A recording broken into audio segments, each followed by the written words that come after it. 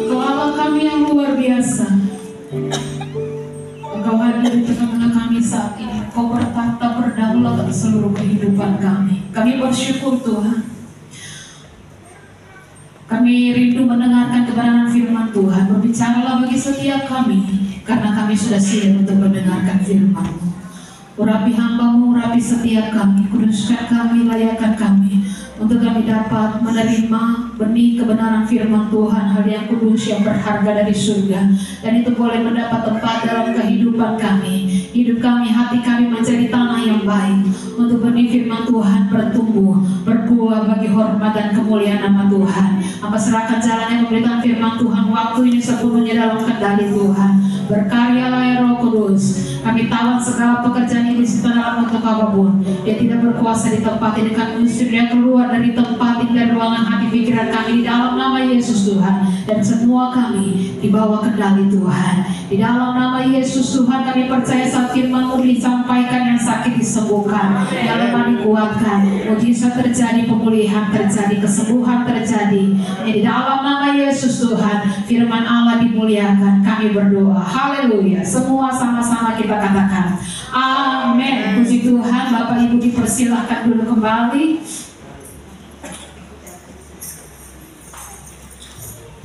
Shalom. Sekali lagi shalom. Shalom, shalom, shalom. Yesus dahsyat. Apa kabar Bapak Ibu? Luar biasa. Luar biasa. Puji Tuhan.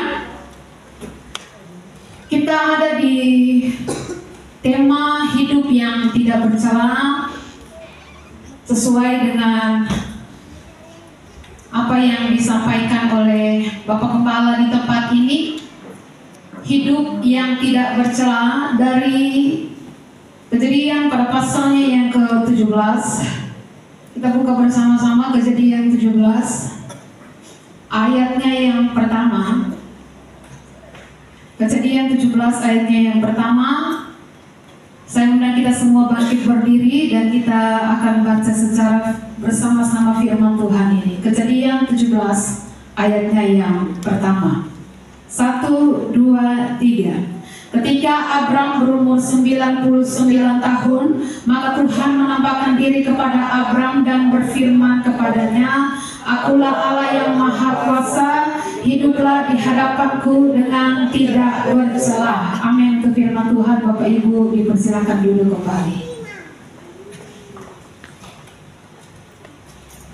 Ketika Tuhan hendak membangun perjanjian dengan Abram di usia yang ke-99 tahun, Tuhan berkata, Akulah Tuhan yang Maha Kuasa, Akulah Allah yang Maha Kuasa. Sebab itu hiduplah di hadapanku dengan tidak bercela. Bapak Ibu jemaat Tuhan, sadarkah kita setiap kali karakter Tuhan dijelaskan, dirincikan di dalam Alkitab, di dalam firman Tuhan, tiap kali karakter Tuhan itu diajarkan dalam Alkitab, itu semua punya tujuan, itu semua punya maksud, ya, yaitu bagaimana kita bisa bersikap di hadapan Tuhan. Akulah Tuhan yang Maha Kuasa, Akulah Tuhan yang Maha Suci, Maha Kudus, Akulah Tuhan yang Maha Hadir. Ketika Tuhan diperkenalkan itu punya tujuan. Saya kasih contoh. Ketika kita ada dalam sebuah acara, lalu kita diperkenalkan kepada orang-orang yang memiliki jabatan, ya. Ibu perkenalkan ini Pak CEO perusahaan ini, perusahaan yang sangat besar, ya. Ibu perkenalkan ini dia namanya komisaris, ya, daripada perusahaan yang besar ini. Apa tujuan perkenalan itu? Ya, tujuannya adalah supaya orang yang kepadanya nama-nama ini diperkenalkan, tahu bagaimana harus bersikap, bagaimana harus berkata-kata, membawa diri di hadapan Bapak CEO, komisaris, presiden, direktur, ya, supaya sifatnya tepat, ya, dan layak, bersifat dengan layak atau bersikap bertutur kata dengan layak di hadapan para pembesar ini. Jadi sadarlah Bapak Ibu jemaat Tuhan, setiap kali Alkitab berbicara tentang karakter Tuhan di Dia maha tahu, maha kuasa, maha suci. Dia maha hadir, Dia maha kudus, Dia maha mulia, maha agung. Sebenarnya kita diminta untuk menyikapi itu, ya, dengan sikap hidup yang pas, dengan sikap hidup yang tepat, dengan sikap hidup yang sebenarnya. Ya, waktu kita diperkenalkan, Dia adalah Tuhan yang maha kuasa. Dia adalah Tuhan yang baginya tidak ada perkara yang mustahil. Dia adalah Allah yang maha suci, maha kudus. Sebenarnya kita sedang diminta untuk menyikapi bagaimana kita harus bertindak, berkata-kata di hadapan Tuhan yang seperti ini. Ya, seperti kita diperkenalkan, ini loh Pak Gubernur. Tidak mungkin kita bisa berkata-kata atau bertindak sembarangan di hadapan Pak Gubernur, karena kita tahu, oh ini Pak Gubernur, kita akan jaga sikap kita di hadapan Dia. Kenapa Dia diperkenalkan? Supaya kita bisa bersikap dengan tepat di hadapan orang itu. Demikian pula ketika Tuhan memperkenalkan dirinya, akulah Allah yang maha kuasa, hiduplah di hadapanku dengan tidak bercela. Kenapa Dia memperkenalkan dirinya kepada Abraham? Karena Dia mau supaya Abraham menyikapi. Abraham kenal Allah yang dia sembah, Allah yang maha kuasa. Ya, maka hiduplah di hadapanku dengan tidak bercelah. Dalam bahasa Latin ada istilah yang menggambarkan sikap hidup di hadapan Allah yang maha segalanya itu, yaitu coram Dei. Coram Dei atau dalam bahasa Indonesianya coram Deo, ya, itu artinya hidup di hadapan Allah, ya. Nah, istilah ini coram Dei atau coram Deo ini dari istilah Latin yang berarti kesadaran bahwa kita hidup di hadapan Allah, kesadaran bahwa kita hidup di hadapan Tuhan yang maha hadir, kita hidup di hadapan Dia yang maha tahu. Coram Deo adalah sebuah peringatan bahwa hidup kita tidak lepas dari mata Tuhan. Ya, coba sesungguhnya kita hidup di depan wajah Tuhan, di depan mata Allah yang tidak terlihat, namun Dia ada. Dia tidak terlihat, namun terus mengawasi pikiran dan perkataan, tindakan, perbuatan kita. Maka bukankah kalau coram Deo ini kita hayati, coram Deo ini akan membuat kita berpikir ulang untuk melakukan banyak hal yang salah dan keliru, tindakan yang sesuka hati. Ketika kita sadar, kita bergerak, bernafas, berkata-kata di depan mata Tuhan.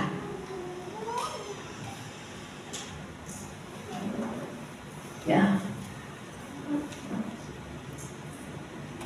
Kita akan melihat firman Tuhan dalam Mazmur 139, ayatnya yang pertama dan ayatnya yang kedua. Demikian firman Tuhan untuk pemimpin biduan Mazmur Daud. Tuhan, Engkau menyelidiki dan mengenal aku.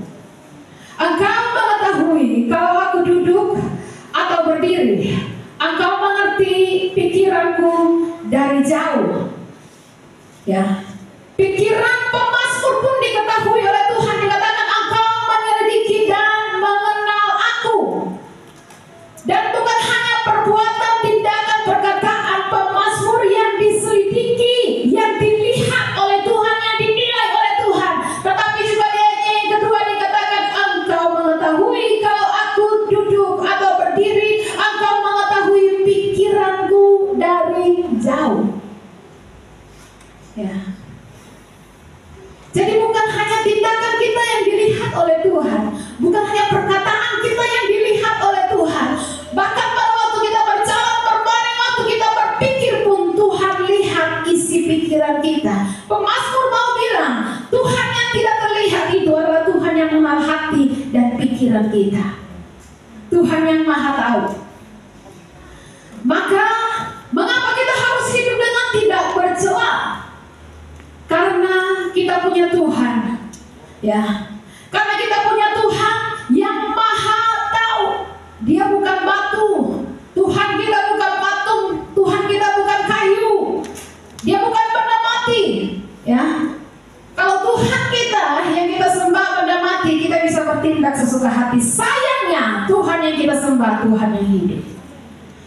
Sayangnya Tuhan yang kita sembah, Dia Allah yang berkuasa, yang berdaulat, Dia Allah yang kudus. Karena firman-Nya dia katakan kepada Abraham, "Akulah Allah yang maha kuasa. Hiduplah di hadapanku dengan tidak bercela." Jadi kenapa kita harus hidup di hadapan Tuhan? Kenapa kita harus hidup dengan tidak bercela? Alasannya hanya satu, karena Dia Tuhan kita. Kalau Tuhan kita itu benda mati, maka kita hiduplah sesuka hati. Karena Tuhan kita mati, bukan Tuhan yang hidup. Tapi selama kita masih menyembah Dia, Tuhan yang hidup, Tuhan yang maha kuasa, maha kudus, maha suci, hiduplah dengan tidak bercela. Mazmur 139 tadi dikatakan, "Tuhan, Engkau menyelidiki dan mengenal aku. Engkau mengetahui kalau aku duduk atau berdiri. Engkau mengerti pikiranku dari jauh. Engkau memeriksa aku kalau aku berjalan atau berbaring." Ya. Jadi bagi pemazmur inilah atribut atau sifat Tuhan yang ia yakini. Tuhan itu maha tahu, maha hadir. Dan firman Tuhan datang mengingatkan kita kembali Allah seperti apa yang kita sembah. Dia maha tahu, Dia maha hadir. Bahkan pikiran kita pun Dia tahu. Coba, biasanya ya beberapa minggu ini memang tidak ada blessing news, tapi biasanya di akhir daripada ibadah selalu ada blessing news, ya, ditampilkan dalam video informasi gereja, ya, dan kemudian kita menyaksikan bersama-sama bagaimana kegiatan atau ibadah rutin yang dilaksanakan, ya. Nah, coba pada waktu blessing news diputar, lalu Ibu Sekretaris maju dan Ibu Sekretaris bilang, "Bapak Ibu jemaat Tuhan, minggu ini kita tidak akan menyaksikan blessing news, tapi kita akan menyaksikan tayangan tentang apa saja yang terjadi dalam anggota keluarga Bapak X yang adalah pengerja gereja kita." Jangan khawatir, karena tim kita merekamnya dengan diam-diam melalui CCTV yang canggih dan keren di rumah mereka. Dan semua segala sesuatu, bahkan di tempat yang bersembunyi pun diketahui. Bahkan saking canggihnya CCTV ini, dia bisa membaca apa yang mereka pikirkan. Apa yang Bapak X pikirkan waktu tidur, apa yang Bapak X pikirkan waktu dia di kantornya, apa yang Ibu X pikirkan waktu dia tidur, waktu dia bekerja di rumah, apa yang dia pikirkan, apa yang anak-anak daripada Bapak X ini pikirkan ketika mereka di kamar mereka. Kita akan menyaksikan sama-sama, ya, dan itu diputar di layar, kita semua menyaksikan. Saya mau tanya, apakah Bapak X akan bersuka cita? Wah, luar biasa, saya bangga karena kehidupan keluarga saya jadi teladan. Dan saudara bisa lihat dalam video yang akan diputar, bisa, yang dia akan marah. Dia akan marah, dan kalau bisa dia langsung pindah gereja. Kenapa? Kenapa aib keluarga saya harus diumbar di layar? Ya. Bagaimana dia bisa, si Bapak X ini bisa tiba-tiba bisa stres, atau mungkin dia kena stroke karena apa yang di pikirannya yang tidak bisa orang ketahui. Bisa diputar apa yang ada di pikirannya ketika dia ada di rumah, ketika malam hari, ketika dia di kantor, ketika di tempat tersembunyi. Semua yang ada di pikirannya terputar di layar dan semua bisa melihatnya. Ya, Koran Deo adalah sebuah pengingat. Sejelas kita melihat layar TV kita, sejelas kita melihat layar HP kita, sejelas itu Tuhan melihat kehidupan kita. Bukan hanya apa yang kita lakukan, tetapi yang kita pikirkan juga. Ya, kalau saja apa yang kita lakukan sehari-hari, setiap waktu di rumah, di kantor kita, di mana saja kita berada, itu akan diputar di layar. Semua orang pasti stres. Aduh, nanti bagian yang tersembunyi, aib saya terbongkar bagaimana? Ya. Tetapi kita lupa bahwa sebenarnya kita sedang hidup di hadapan Tuhan. Kehidupan kita seperti layar TV yang Tuhan sedang lihat, yang Tuhan sedang perhatikan, Tuhan pantau terus. Bukan hanya ketika kita beribadah, tapi juga saat kita berada di tempat kerja. Bukan hanya di tempat yang terang, tapi ketika kita ada di tempat yang gelap sekalipun. Sejelas kita melihat layar bioskop, sejelas itulah Tuhan melihat kehidupan kita. Karena Dia maha tahu, Dia maha Hadir, dia telah bekerja dalam kehidupan kita. Saya yakin di hadapan Tuhan yang Maha Tahu dan Maha Hadir, kita tidak bisa berkata, Tuhan, Engkau pasti bangga dengan semua perbuatanku, Tuhan. Engkau pasti bangga dengan semua isi pikiranku, Tuhan. Engkau pasti bangga dengan semua histori browsingku, Tuhan. Engkau pasti disenangkan dengan semua isi chattingku. Ya, di hadapan Tuhan dan kemahatauan Tuhan, kemahahadiran Tuhan, termasuk untuk semua hal yang ada di pikiran kita, ketika kita sadar hidup kita terbuka sejelas-jelasnya di depan mata Allah. Tidak ada sikap yang lebih tepat selain kita berlutut dan berkata, Tuhan, aku malu betapa kotornya aku. Ya, aku tahu semua yang aku lakukan dan kusembunyikan seperti kuburan yang dicat putih. Luarnya kelihatan indah, tapi dalamnya penuh dengan kebusukan. Saya yakin di hadapan Tuhan, Coram Deo, tidak ada sikap yang lain selain berlutut, tersungkur, memohon kasih karunia dan kemurahan, memohon pengampunan yang menyucikan kita, memohon agar kita dilepaskan dari konsekuensi perbuatan dosa itu, sekaligus memohon agar anugerahnya yang kuat, yang besar itu memberikan kekuatan bagi kita untuk menjalani hidup dengan benar. Jadi mengapa kita harus hidup dengan tidak bercela? Karena kita hidup di hadapan Tuhan. Karena Coram Deo, hidup kita terbuka di hadapan Tuhan. Engkau bernafas pun di hadapan Tuhan. Engkau berpikir pun dilihat oleh Tuhan. Dia menyelidiki setiap pikiran kita. Dia tahu apa yang kita pikirkan. Mau itu pikiran kotor, mau itu pikiran porno, mau itu pikirannya seperti apapun. Waktu ibu-ibu merancangkan hal yang jahat, merancangkan kebencian dalam hatinya, dendam untuk dibalaskan, Tuhan kenal, Tuhan tahu isi pikiran kita.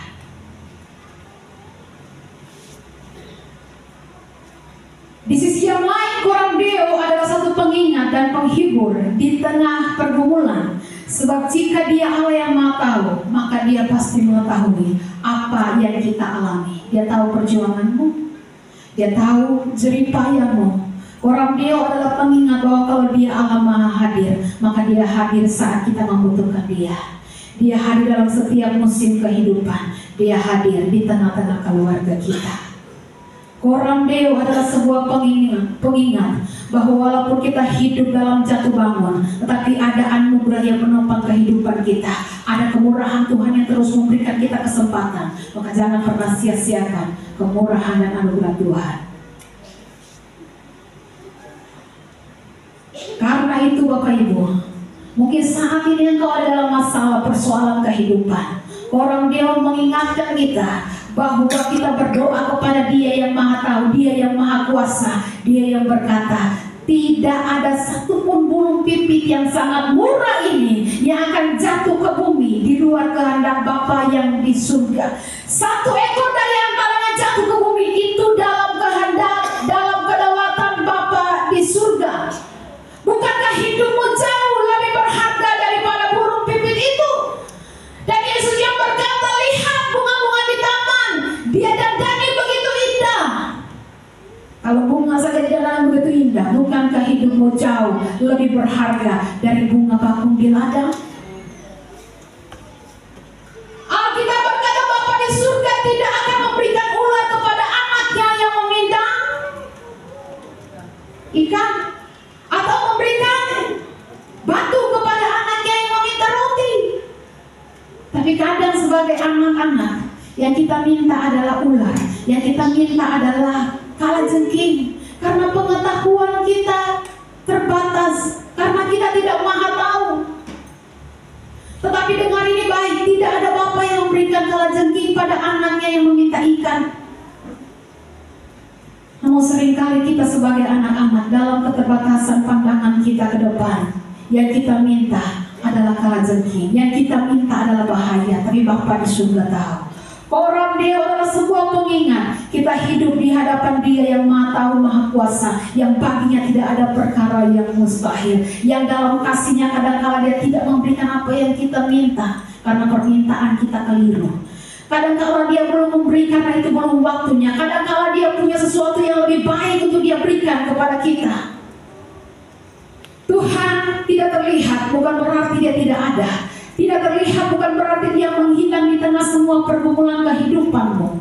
Dia maha tahu, dia maha hadir, dia bekerja dalam kehidupan kita. Yang kedua, kenapa kita harus hidup dengan tidak bercela? Karena korabdeo, kita hidup di hadapan Tuhan. Selain dia Allah yang maha tahu, karena yang kedua, dia Allah yang maha suci, maha kudus. Ya. Dalam 1 Petrus 1 ayatnya yang ke-16, seorang kekasih tolong bacakan 1 Petrus 1 ayatnya yang ke-16.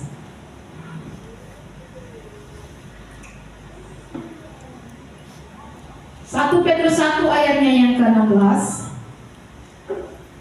Demikian firman Tuhan, sebab ada tertulis, kuduslah kamu, sebab aku kudus. Sebab aku Tuhan kudus.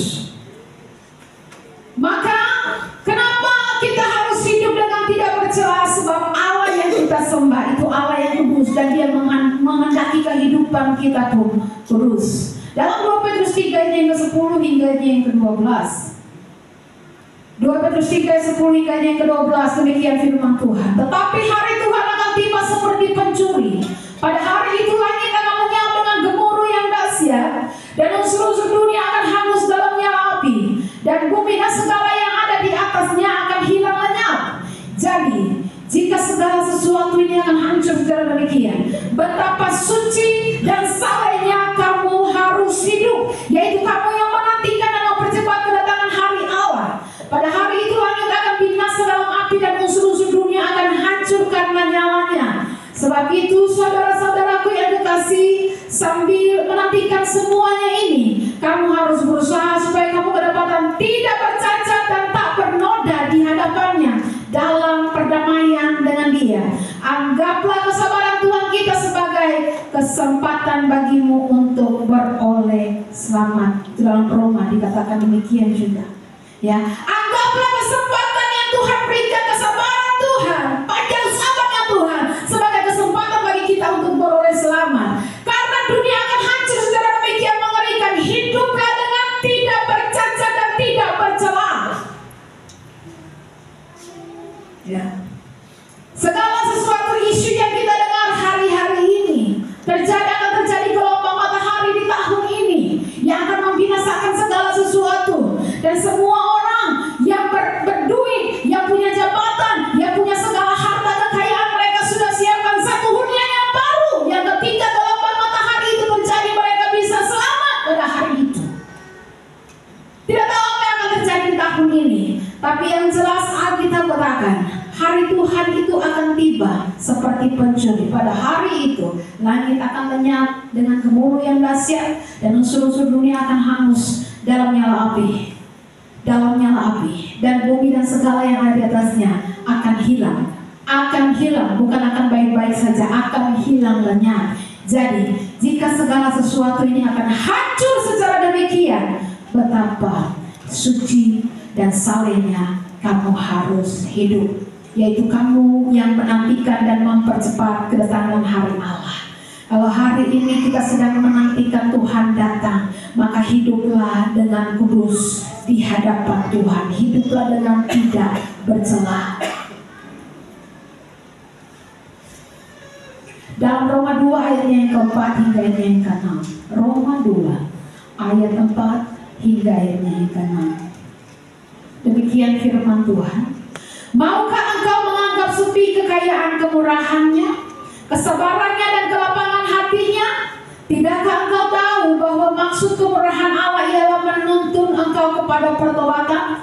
Tetapi oleh kekerasan hatimu yang tidak mau bertobat, engkau menimbun murka atas dirimu sendiri pada hari waktu mana murka dan hukuman Allah yang adil akan dinyatakan. Ia akan membalas setiap orang menurut perbuatannya. Jadi Bapak Ibu yang diberkati oleh Tuhan, mari pergunakan waktu dan kesempatan yang Tuhan berikan untuk hidup sesuai dengan kehendak Tuhan, untuk hidup taat kepada firman Tuhan. Jangan anggap sepi kekayaan kemurahan Tuhan, kesabarannya, kelapangan hatinya.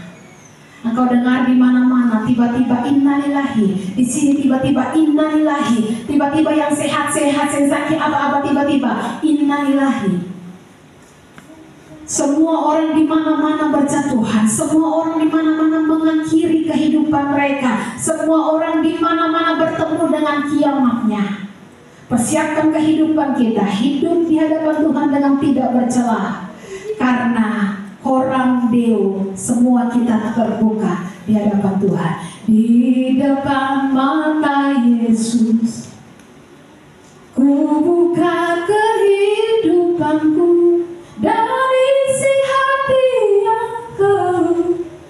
Di depan Tuhan setiap kita terbuka. Waktu kita di rumah, waktu kita lagi mulut kita lagi caci maki, lagi sumpah orang, lagi kutuk orang, Tuhan lihat. Di depan mata Tuhan kita sedang bertingkah laku. Di depan mata Tuhan kita sedang berbuat segala sesuatu. Di depan mata Tuhan Dia menyaksikan apa yang kita lakukan. Orang Deo, sadarilah hal ini Bapak Ibu. Segala tingkah laku kita diawasi, diperhatikan oleh Tuhan. Masihkah kita bisa berkata, biarlah manis kau dengar Tuhan, manis kau dengar. Dia lihat semua kehidupan kita, Tuhan, dan hatiku bersuka karenamu. Ya. Yang ketiga, kenapa kita harus hidup dengan tidak bercela? Karena Orang Deo, kita hidup di hadapan Allah. Allah yang bagaimana? Allah yang Maha Kuasa. Dalam firman Tuhan, Kejadian 17 tadi yang sudah kita baca, hiduplah di hadapanku dengan tidak bercela, akulah Allah yang Maha Kuasa. Dia Allah yang Maha Kuasa. Dia masih berdaulat sampai hari ini. Amsal 16 ayatnya yang ke-9. Demikian firman Tuhan, hati manusia memikir-mikirkan jalannya, tetapi Tuhanlah yang menentukan langkahnya. Kita boleh merencanakan segala sesuatu dalam kehidupan kita, tetapi Tuhan yang menentukan langkah kita. Ya, Dia Allah yang berdaulat mengatur kehidupan kita. Kita boleh rancang sebaik apapun, tapi rencana Tuhan yang pasti terlaksana. Bukan berarti tidak boleh berencana, itu penting, tapi lebih penting daripada itu adalah waktu kita berencana, bertanya kepada Tuhan dan biarkan kehendak Tuhan yang terjadi. Yunus pada pasalnya yang pertama kita akan lihat. Yunus pada pasalnya yang pertama,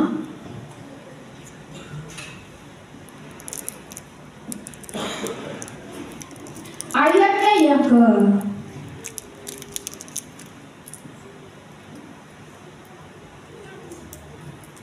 ayatnya yang pertama hingga ayatnya yang ketiga saya akan bacakan. Datanglah firman Tuhan kepada Yunus bin Amittai demikian, bangunlah, pergilah ke Niniwe, kota yang besar itu, berserulah terhadap mereka karena kejahatannya telah sampai kepadaku. Tetapi Yunus bersiap untuk melarikan diri ke Tarsis, jauh dari hadapan Tuhan. Ia pergi ke Yafo dan mendapat di sana sebuah kapal yang akan berangkat ke Tarsis. Ia membayar biaya perjalanannya, lalu naik kapal itu untuk berlayar bersama-sama dengan mereka ke Tarsis, jauh dari hadapan Tuhan. Kita melihat Yunus bersiap untuk lari dari panggilan Tuhan. Dikatakan dia bersiap untuk melarikan diri ke Tarsis, jauh dari hadapan Tuhan. Ia pergi ke Yafo dan mendapati di sana sebuah kapal yang akan berangkat ke Tarsis. Dia bayar biaya perjalanannya sendiri, lalu naik kapal itu untuk berlayar bersama-sama dengan mereka ke Tarsis, jauh menurut pernyataan firman Tuhan dari hadapan Tuhan.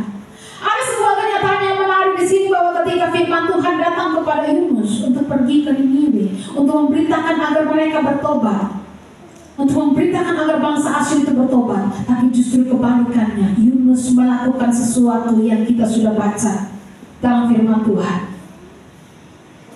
Alkitab mencatat bahwa Yunus tidak pergi menjalankan panggilan Tuhan, tapi dia justru pergi menjauh dari Tuhan. Karena Tarsis itu adalah daerah barat daya dan harus melewati laut dan harus pergi ke Yafo dulu, baru ke Tarsis. Memang Yunus sudah ada niat yang sungguh-sungguh untuk menolak perintah Tuhan untuk pergi ke Niniwe. Alkitab mencatat Yunus melarikan diri. Ini membuktikan Yunus menolak rencana Allah. Dia menolak ide Allah bahwa ada bangsa lain selain Yahudi yang menerima pertobatan. Dan niatnya Yunus sungguh-sungguh, niatnya untuk lari menghindar dari panggilan Tuhan sungguh-sungguh. Kalau disitu dikatakan ia pergi belanja dan rencananya itu sudah dia tetapkan dengan matang. Dia biayai sendiri, dia beli sendiri tiketnya. Kadang-kadang kita seperti ini, kita menolak rencana Allah atas kehidupan kita dan kita berencana lari jauh dari hadapan Tuhan.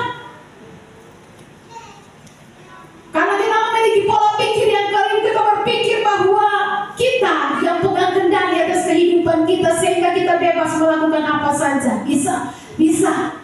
Kita bebas memilih untuk melakukan apa saja, bisa. Tapi dengar ini baik. Seringkali dalam natur keberdosaan kita mau lari dari hadapan Tuhan, kita mau lari dari rencana Allah. Ketika kita tahu bahwa rencana Allah, kita mungkin mengakui, saya tahu, saya percaya rencana Allah itu yang terbaik buat saya. Tapi ketika kita melihat rencana Allah ini tidak cocok dengan rencana saya, rencana Allah ini tidak cocok, tidak sesuai dengan apa yang sudah saya rencanakan, akhirnya kita menolak panggilan Tuhan. Akhirnya kita berusaha untuk menjauh dari Tuhan. Peristiwa Yunus ini menandakan bahwa seringkali hal ini terjadi dalam kehidupan kita. Seringkali kita berusaha lari dari panggilan Tuhan ketika kita melihat rencana Tuhan ternyata tidak sesuai dengan rencana saya, tidak sesuai dengan apa yang saya pikirkan, tidak sesuai dengan apa yang saya bayangkan. Maka kita berusaha untuk lari dari hadapan Tuhan. Dengar ini baik, jangan terjebak. Engkau bukan pengendali hidupmu. Engkau tidak memegang kendali atas hidupmu. Tuhanlah yang pegang kendali atas kehidupanmu. Tuhan mau katakan, Tuhan mau memberi contoh bagaimana dia taat kepada kehendak Allah. Kehendak manusia yang mendorong dia untuk tidak tersalib, tidak tersiksa di atas kayu salib. Ketika dia berdoa di taman Getsemani, Bapa, biarlah cawan ini lalu. Ini kehendak manusiaku. Biarlah cawan ini, cawan penderitaan ini lalu, tidak terjadi menimpa hidupmu. Tapi biarlah kehendak Bapa saja yang terjadi. Yesus kembali mengingatkan kita, memberi teladan bagi kita. Dia punya kehendak dia.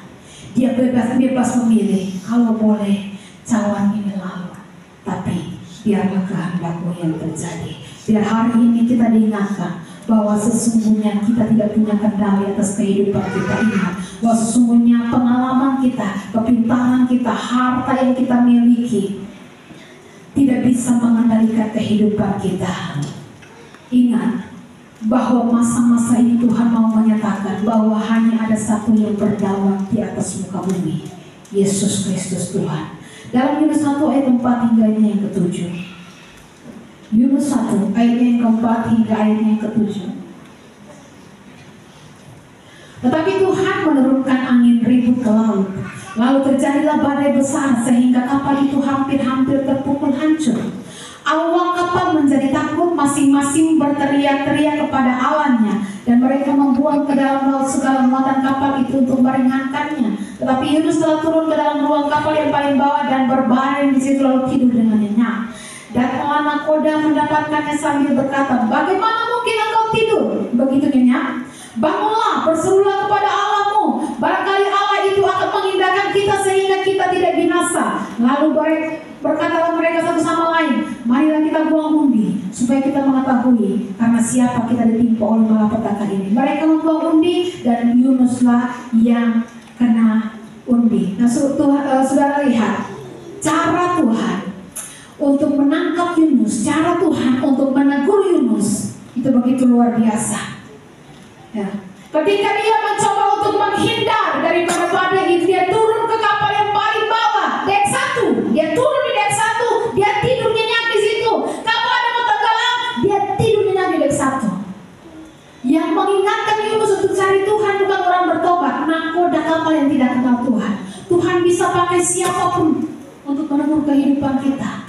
Tuhan bisa pakai siapa saja untuk mengingatkan kita, ayo berdoa. Kenapa kau tidur di sini? Bangun berdoa kepada Allahmu. Barangkali akan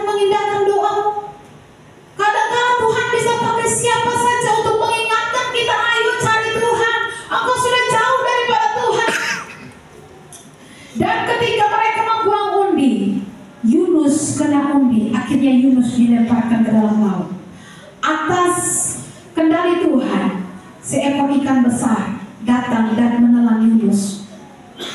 Bapak Ibu yang diberkati oleh Tuhan, ketika kita lari dari rencana Tuhan, Tuhan sanggup untuk bawa kita kembali. Kenapa? Karena Dia Allah yang berdaulat. Pikirkan ini Bapak Ibu yang diberkati oleh Tuhan. Kita hanya debu abu di hadapan Tuhan. Kita hanya debu, setitik debu di hadapan Tuhan. Bagaimana kita bisa bertepuk dada di hadapan Tuhan dan berkata, Tuhan, beda mau bertemu kehidupan saya, tapi mau ikut Tuhan rencana lain. Tuhan rencana sesuai dengan keinginan. Beda tuh mau yang begini, tapi ternyata Tuhan bikin yang lain. Beda mau berjalan sendiri. Yunus bikin seperti itu. Dan Tuhan utus seekor ikan besar, bukan ikan paus, ikan besar untuk menelan Yunus. Saya pernah bilang untuk baik ikan besar saya punya dia. Kalau dia punya maka selesai, tidak ada cerita selanjutnya, dia akan milik. Untuk cuma dapat telan, tinggal dalam purun.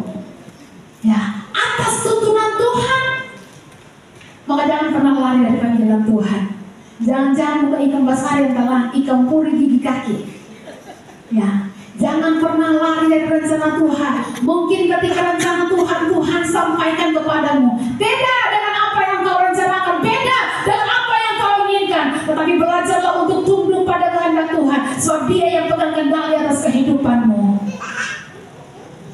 Kita debu, kita tidak bisa mengendalikan kehidupan kita. Dia Allah yang memegang kendali hidup kita. Bapak, Tuhan, mesti begini supaya beta kelihatan sukses, supaya beta kelihatan berhasil. Kalau cuma begini, Tuhan, rancangannya jauh di atas setiap rancangan kita, jalannya jauh di atas setiap jalan-jalan kita, perbandingannya setinggi langit dari bumi, demikianlah tingginya jalan Tuhan dari setiap jalan kita. Penglihatan kita terbatas, pandangan Dia terbatas bagi kita. Yang terbaik Dia begini nih Tuhan. Tapi Tuhan tahu di depan tidak baik, di depan itu bahaya. Tuhan tidak akan memberikan kalajengking ketika anak-anaknya meminta ikan. Tuhan tidak akan memberikan ular ketika anak-anaknya meminta roti. Bapak Ibu yang diberkati oleh Tuhan, Tuhan tahu memberikan yang terbaik bagi kita. Dia Allah yang berdaulat. Karena itu jangan takut, jangan khawatir dengan kehidupan kita. Dia masih berdaulat sampai saat ini. Dia sanggup menyembuhkan, Dia sanggup mencukupi segala kebutuhan kita.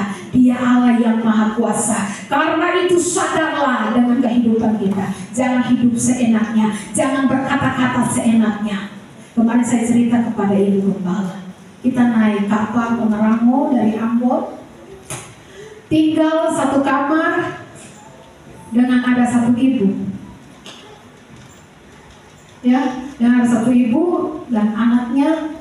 Lalu pokoknya ada salah sedikit, anaknya bikin apa sedikit, dia bilang, "Kau bodoh nih, anak kau bodoh, binatang nih," dan sebagainya. Ya, setiap kali bilang, "Anak kau bodoh nih," Elkari saya punya yang musuh dan kepada saya, Mama. Saya bilang, diam saja, Ade tidak boleh ikut ya. Setiap kali anak kau bodoh, saya karena pusing, jadi saya tidak boleh bangga. Anak kau bodoh nih, binatang nih. Ya, pokoknya dia maki-maki anaknya. Oh, pokoknya segala macam caci maki. Saya bilang ini kalau barang 3 hari kah, 4 hari, Elkaris tinggal atau Steve tinggal satu kamar dengan mulu-mulu begini, ini pasti dorong kopi cepat. Ya, jadi setiap kali dia maki, Elkaris datang kepada saya, Mama. Dia bilang, saya bilang, Ade tidak boleh ikut. Ya, anak kau bodoh nih. Akhirnya saya langsung panggil, Steve, anak pintar. Dia di atas tempat tidur. Steve, anak pintar, mari sini, mari. Urung mama buka tidak. Dia turun. Anak pintar. Ya, saya panggil. Anak pintar, dia datang. Akhirnya mungkin mereka main-main sama anak daripada ibu ini. Lalu waktu mereka main game, lalu anak itu bilang, ini Pak bodoh nih. Maksudnya, beta bodoh, beta pintar. Ya, kenapa? Karena sudah terbiasa. Mereka terbiasa dengan kata-kata seperti itu. Ya, dan akhirnya saya balikan keadaan itu. Anak pintar, anak hebat. Ya. Dan mungkin karena dia sadar dengan kata-katanya, akhirnya dia diam sendiri. Tapi waktu kapal goyang, besoknya ketika keluar dari bandara, ada kapal goyang, mungkin dia punya kesadaran hilang. Dia punya kata-kata, wih luar biasa seperti semula lagi. Yang tadi dia sudah tenang, sudah tidak berani panggil anaknya bodoh, smerlap, binatang, anjing dan sebagainya.